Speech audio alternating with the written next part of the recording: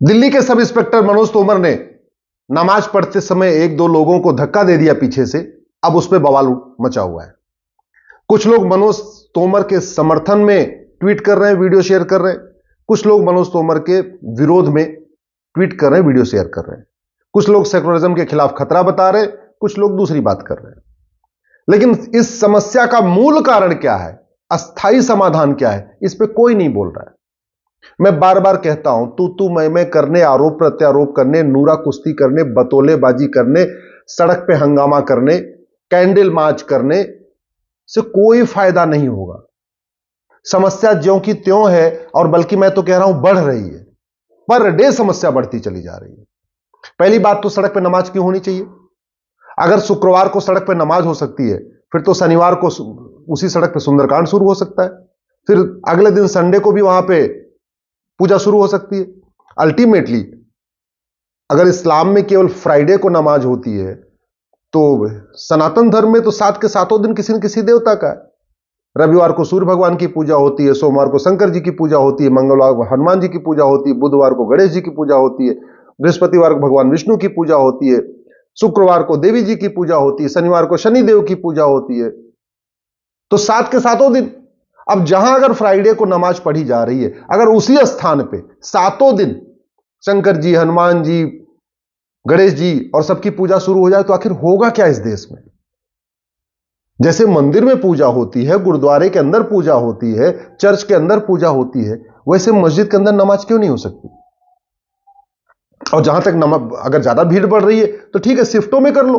कोई 2 बजे नमाज कर ले, कोई 3 बजे कर ले, कोई 4 बजे कर ले, कोई 5 बजे कर ले, कोई 6 बजे कर ले। ऐसा क्या जरूरी कि 2 बजे ही सबको करना जरूरी है? अगर अरब में सब लोग 2 बजे करते हैं, वो अपनी सुविधा से करते हैं, तो जरूरी है कि जो अरब में होता वही भारत में हो। और अगर अरब की नकल करनी है, तो अरब में तो एक भी मजार नहीं है। मजार बनाना, मजार पे जाना हराम है, इसलिए अरब में एक भी मजार नहीं है। दरगाह बनाना, दरगाह पे जाना हराम है, इसलिए अरब में एक भी दरगाह नहीं है। पक्का कब्रिस्तान बनाना और पक्के कब्रिस्तान पे जाना हराम है, इसलिए अरब में एक भी पक्का कब्रिस्तान नहीं है। तो अगर अरब की नकल करनी है, तो एक काम करो, सारे मजार तोड़ो, सारी दरगाह तोड़ो, सारे पक्का कब्रिस्तान खत्म करो। अरब में तो जो कब्रिस्तान होता है कच्चा होता है, उसको रिसाइकिल कर देते हैं। हर 15 साल 20 साल के बाद उसकी पूरी तरीके से खुदाई करके, वहां रिसाइकिल करके, और उसी एक के ऊपर एक के ऊपर एक दफनाते जाते हैं। तो अगर अरब की नकल करनी है, तो भैया फिर तरीका यह है कि काम करो, यहां भी छोड़ दो, मजारे सारी तोड़ो, दरगाह सारी तोड़ो, पक्के कब्रिस्तान सारे हटाओ, और जैसे वहां आप फॉलो करते वही करो। या तो आप भारत में रहते हो तो भारत की संस्कृति को मानो, भारत की परंपरा को मानो, वसुधैव कुटुंबकम को मानो, ना ऋतु नारायणी को मानो, यत नारस्ति पूज्यते रमन्ते तत्र देवता को मानो, भारत के त्योहार को मानो। अब दिक्कत क्या हो रही है? आप भारत को बिल्कुल नहीं मानते, न भारत का त्योहार मनाते हैं, न भारत की विचारधारा से आप सहमत हैं, न वसुधैव कुटुंबकम को मानते हैं, न नारी तू नारायणी को मानते हैं, यत नारस्ति पूज्यते रमन्ते तत्र देवता को नहीं मानते। मानते आप अरब का है, लेकिन वो भी आधा अधूरा। अरब का बाकी चीज तो मानते हैं। अरब में जैसे नमाज होती है, जब होती है उसी समय यही करना है। अरब में जैसे त्योहार मनाते हैं, जैसे अपना रोजा तोड़ते हैं, वैसे ही करना है। तो अरब की अगर नकल करना है, अरब की जैसे ही टोपी पहनना, अरब के जैसे ही गमछा रखना, अरब के जैसे ही कुर्ता पैजामा पहनिए, हम आपको मना नहीं कर रहे। लेकिन फिर अरब के तरीके से सड़क पे नमाज मत पढ़िए। अरब में सड़क पे नमाज नहीं पढ़ी जाती है। आज तो मैंने बहुत लोगों से बात किया, 3-4 बातें मुझे अरब वालों ने स्पष्ट बताई। पहली बात, अरब में मजार नहीं है, अरब में दरगाह नहीं है, अरब में पक्का कब्रिस्तान नहीं है। दूसरी बात, अरब में मस्जिद के बाहर नमाज पढ़ी ही नहीं जाती। तो फिर वो फॉलो करिए। लेकिन इसका जो समाधान है, जो मैं पिछले 3-4 दिन से सोशल मीडिया पर देख रहा हूं, ये समाधान नहीं है। कैंडल मार्च कर देंगे, ये कर देंगे, वो कर देंगे, ट्विटर पर वीडियो शेयर कर देंगे, भैया ये समाधान नहीं है। समाधान है कठोर कानून। अगर आप व्यवस्था क्रिएट करेंगे, लॉ एंड ऑर्डर क्रिएट करेंगे, आपको कठोर दंड मिलेगा। इसके लिए कानून बनाना पड़ेगा। अगर आप सड़क के किनारे अवैध निर्माण करेंगे, आपको 100% प्रॉपर्टी जब्त होगी, आपकी नागरिकता भी खत्म होगी, और आपको 10 से 20 साल की सजा मिलेगी। ऐसा कानून बनाना पड़ेगा। अगर आप भारत को नहीं मानेंगे, भारत की संस्कृति को नहीं मानेंगे, भारत की परंपरा को नहीं मानेंगे, भारत के त्योहार को नहीं मानेंगे, भारत के रीति रिवाज को नहीं मानेंगे, हर सब कुछ विदेशी अपनाएंगे, तो आपकी नागरिकता भी खत्म होगी, आपको 10 से 20 साल की सजा भी मिलेगी। ये जो समस्या भारत में है ये चीन में क्यों नहीं है? जो समस्या भारत में है सिंगापुर में क्यों नहीं है? जो समस्या भारत में है जापान में क्यों नहीं है? और जो समस्या भारत में अरब में क्यों नहीं है? सबसे बड़ी बात है अरब में क्यों नहीं है? आखिर चलो एक बार इस्लाम को मानते हैं तो अरब जैसा ही मान लो, तो अरब में भी तो ऐसे नहीं मानते, तो फिर यहां क्यों है? अगर वास्तव में हम चाहते हैं इस समस्या का अस्थायी समाधान तो हमको भारत में समान शिक्षा लागू करना पड़ेगा। 10वीं तक one nation one syllabus, one nation one curriculum, एक देश एक पाठ्यक्रम, एक देश एक किताब। बंगाल वाले बंगाली में पढ़े, गुजरात वाले गुजराती में पढ़े, महाराष्ट्र वाले मराठी में पढ़े, लेकिन समान शिक्षा लागू करना पड़ेगा। ये जो समस्या हुई है ना, मनोज तोमर को आप देख रहे हैं ये हो रहा है, इसका अस्थायी समाधान चाहते हैं तो हमको विदेशी कुरीतियों को खत्म करना पड़ेगा। ये तलाके हसन, तलाके बाइन, तलाके किनाया, तहरुस, हलाला, मुताह, मिस्यार, चार शादी, ये सब बंद करना पड़ेगा और भारत की संस्कृति के अनुरूप एक समान नागरिक संहिता लागू करना पड़ेगा। अगर हम इस समस्या का स्थायी समाधान चाहते हैं तो हमको एक कठोर जनसंख्या नियंत्रण कानून बनाना पड़ेगा।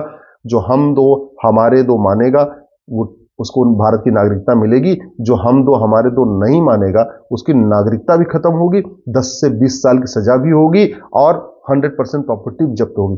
तब जाके जनसंख्या नियंत्रण आराम से हो जाएगा, सब मानेंगे जैसे चीन में मानते हैं।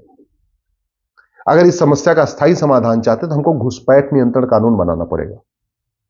घुसपैठ तब रुकेगी जब घुसपैठियों, उनके मददगार नेताओं और घूसखोर कर्मचारियों को जो पैसा लेके घुसपैठियों का आधार बनाते हैं, राशन कार्ड बनाते हैं, वोटर आईडी बनाते हैं, ड्राइविंग लाइसेंस बनाते हैं, पासपोर्ट बनाते हैं, वोटर आईडी, सब कुछ, डोमिसाइल सर्टिफिकेट बनाते हैं, उनकी 100% प्रॉपर्टी जब्त करने, सिटीजनशिप खत्म करने और 20 से 50 साल की सजा देने के लिए कानून बनाना पड़ेगा। जब तक घूसखोरी नहीं रुकेगी ना तब तक घुसपैठ रुक ही नहीं सकती। घुसपैठी वहां बॉर्डर पे 2000 रुपए देके आते हैं, अंदर आते हैं, 2000 में राशन कार्ड, 2000 में बर्थ सर्टिफिकेट, 2000 में डोमिसाइल सर्टिफिकेट, 3-4 हजार रुपए में ड्राइविंग लाइसेंस, 10,000 रुपए में पासपोर्ट, सब बनवा लेते हैं पैसा दे देके। तो जब तक भ्रष्टाचार नहीं रुकेगा तब तक घुसपैठ नहीं रुकेगी। घुसपैठ हमारे लिए खतरा है, उसको रोकने के लिए हमारे पास कठोर कानून नहीं। जनसंख्या विस्फोट हमारे लिए बहुत बड़ा खतरा है, उसको रोकने के लिए हमारे पास कानून नहीं। धर्मांतरण हमारे लिए बहुत बड़ा खतरा है। 9 राज्यों से खत्म हो गए आजादी के बाद, 200 जिलों से खत्म हो गए, 900 तहसीलों से खत्म हो गए। 9 राज्यों से, 200 जिलों से, 900 और तहसीलों से खत्म हो चुके हैं, डेमोग्राफी बदल चुकी है। इसके बावजूद धर्मांतरण के खिलाफ हमारे पास कानून नहीं। जो आदमी विदेशी पंथ में कन्वर्जन कराए, 2 तरीके के रिलीजन है, एक भारतीय रिलीजन, एक विदेशी रिलीजन। भारतीय रिलीजन मतलब जैन, बौद्ध, सिख, हिंदू, ये भारत इनकी शुरुआत भारत में हुई। विदेशी रिलीजन क्या है?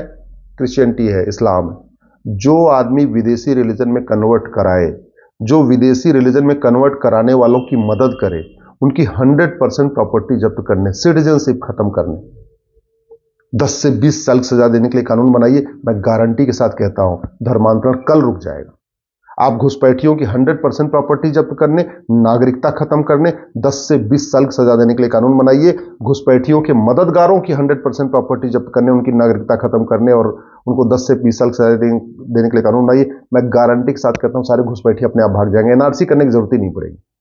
सारे घुसपैठी अपने आप छोड़ छोड़ के भाग जाएंगे। केवल उनको 3 महीने का टाइम दे दिया जाए, भैया 3 महीने बाद जो पकड़ा जाएगा, सिटीजनशिप भी खत्म होगी, नागरिकता भी खत्म होगी और 10 से 20 साल जेल में रहना पड़ेगा, अपने आप भाग जाएगा। अगर हम वास्तव में चाहते हैं कि ये जो समस्या हुई है दिल्ली में ये रुके, तो हमें भारत में जस्टिस विद इन ईयर लागू करना पड़ेगा। 1 साल के अंदर सजा मिलेगी, मतलब कानून कठोर हो और सजा 1 साल में मिले।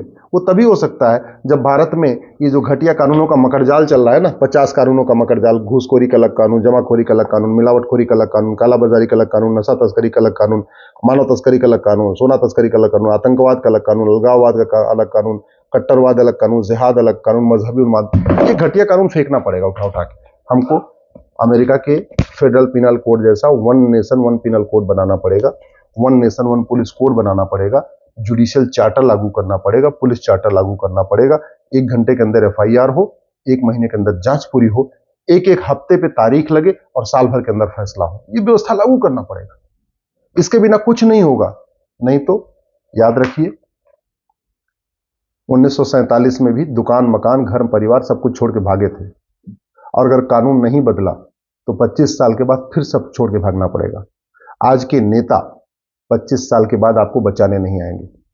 आज के अभिनेता, आज के लेखक, आज के बुद्धिजीवी, आज के पत्रकार, आज के कलमकार, आज के महामंडलेश्वर, आज के मठाधीश, आज के कथावाचक, आज के भागवत कथावाचक, ये जिनके भरोसे आप बैठे हुए, ये 25 साल के बाद आपके बच्चों को बचाने नहीं आएंगे। लेकिन जिन कानूनों की बात मैं कर रहा हूं, अगर ये कानून बना दिए गए तो 25 साल तो छोड़िए, अगले 500 साल तक आपका परिवार सुरक्षित रहेगा, आपके नाती पोते भी सुरक्षित रहेंगे। अगर मेरी बात ठीक लग रही हो, इस वीडियो को अधिक से अधिक शेयर करिएगा।